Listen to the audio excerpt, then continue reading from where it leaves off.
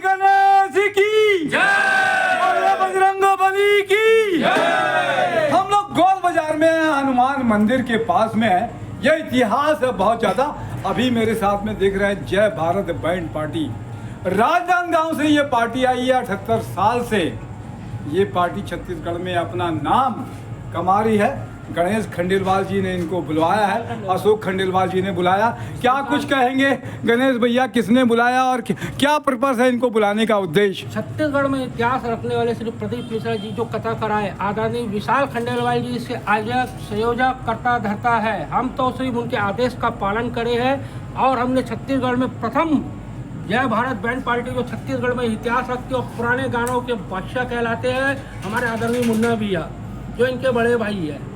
बहुत अच्छी बात है। क्या नाम है मास्टर जी आपका? मेघराज के में।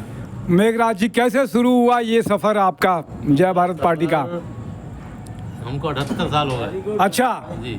तो क्या आप कौन ने शुरू किया इस सफर को? दादा परदादा के समय से आ रहे हैं हम लोग। दादा परदादा के समय से आ रहे हैं। कितने लोग हैं आपकी पार्टी में? पार्टी में हम लोग 51 आदमी हैं। बहुत अच्छी बात है। और भी लोग हैं यहाँ पे हैं। सिर्फ मैं नाम पूछता हूँ, क्या नाम है गुरुजी आपका?